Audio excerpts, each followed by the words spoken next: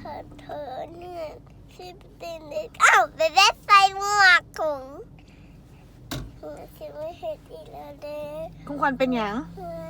เพื่อนมาทำลายของ ขวัญมักทำร้ายของ ที่ไม่เห็นอีกแล้วเด้เหือนที่กินขนมได้ปะ บ่ได้ลูกถูกทำโทษอยู่แม่นบ่ เขากินขนมแน่ด้วย